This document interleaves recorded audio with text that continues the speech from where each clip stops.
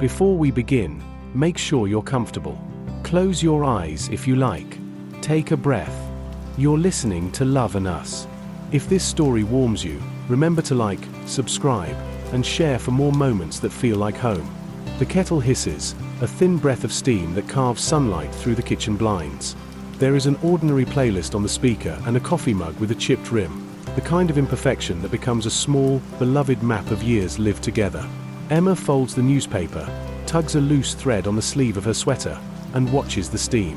Across the room, Jonah wipes his hands on a dish towel with deliberate slowness, as if speed might shatter something fragile he can't name. They move around the same square footage they always have: the island, the sink, the stack of plates next to the dish drainer.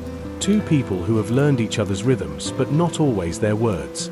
It's a quiet that's not empty, it's full of the soft debris of life: a lost sock in the corner, a forgotten grocery list, two mugs cooling on the counter. They talk about small things: the neighbor's new fence, a meeting at noon, tonight's pasta. There is a comfort in these tiny exchanges, like a language known by muscle rather than phrase. But beneath the ease, there is a slight misalignment. Jonah's sentences shorten. Emma's laughter is a fraction late. Little things, the way a hand doesn't reach across the island, the way a text goes unanswered, are pressure points. Not problems yet. Just the quiet gathering of dust on a bookshelf where a title used to be read together. It begins with a plate. A white salad plate with a faint blue rim. The one Emma favors on Tuesdays when they try a new recipe and pretend to be adventurous. Tonight it sits in the sink, slightly chipped where Jonah dropped it 2 summers ago. He reaches for it after dinner, mechanical, automatic, and leaves it where it landed. Emma notices. She says nothing at first. Her voice, when it comes, is careful. "Can you put that in the dishwasher?" Jonah's reply is a clipped yes, a sound that carries more weight than the question warrants. It is the kind of yes that closes a drawer rather than opens one. The plate becomes an emblem. Emma's mind supplies a history: a morning when she had asked for help and received silence, a night he had fallen asleep without saying goodnight. Jonah's mind supplies its own ledger: deadlines, a phone that buzzed and stayed buzzing, a worry about a friend who didn't pick up. Each small omission stretches, like a rubber band, towards something that could snap. They tidy with the efficiency of people who know each other's hands. Their movements are courteous but distant, like dancers performing a routine without seeing each other's eyes. The dishwasher hums. The argument waits in the quiet like a guest uninvited, bottled and ready to uncork. It is later, a softness after the dinner dishes, when the words that have been piling up shuffle into place. A comment about the dishwasher becomes a line drawn in the sand. Jonah says, perhaps louder than he intends, "I was busy tonight, Emma." She bites a smile away and replies, "Busy is an excuse when you forget to notice me." The air flexes with something raw and honest. They don't raise their voices so much as let the quiet make the noise louder. A small thing becomes a symbol. The plate is no longer just a plate. It is a marker for nights of being present and nights of being absent. Each remembers different moments. Jonah, the late nights at the firm; Emma, the afternoons she rearranged her plans to be with him. Each memory is true. Each memory is partial. For a few minutes they circle. The argument is not theatrical. It is the practical, painful kind that lives in kitchens and bedrooms and soft-lit living rooms. Neither wants to be the villain, and neither wants to be the one who holds the hurt. They speak in fragments that mostly land as stutters. The distance between them is not sweeping, but it is noticeable. It smells faintly of old coffee and unsaid apologies. Then Jonah says something sharper than he knows. Emma's eyes go still, like a lake after a stone has landed.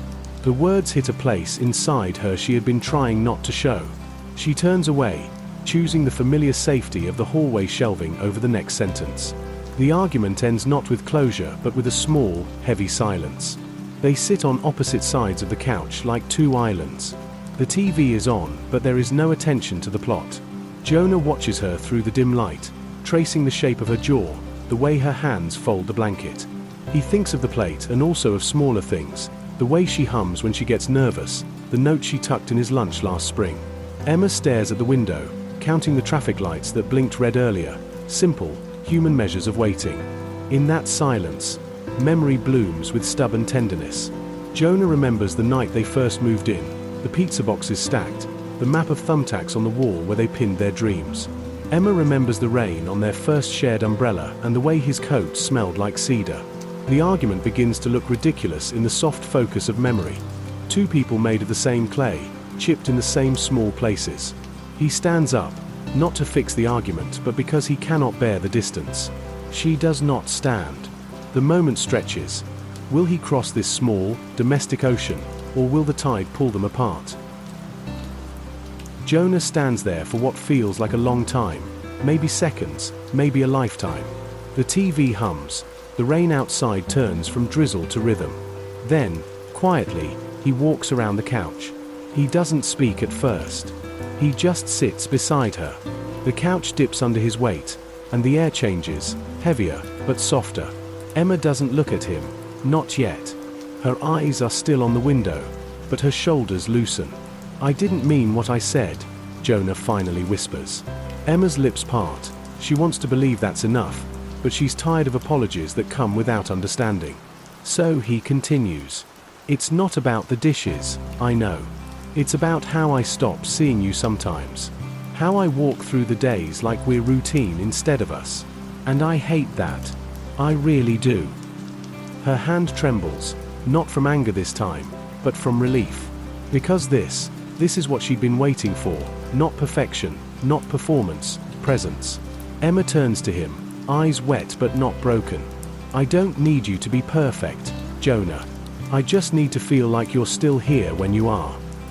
They sit like that, two people rediscovering the sound of honesty. Outside, the rain keeps time with their silence. Inside, the distance begins to dissolve, not all at once, but enough for them to breathe again. Later that night, after they've brushed their teeth and turned down the sheets, Jonah returns to the kitchen. The light is dim, soft gold spilling across the counter. He rinses the plate, that same chipped one, and places it gently in the dishwasher. He wipes his hands on the towel, the same way he did that morning. But this time, he looks up and notices everything. The mug with the chipped rim, the half-melted candle Emma lit hours ago, the sweater she left hanging on the chair. He smiles, not because the fight is gone, but because it made him remember what it means to care. He walks back to the bedroom.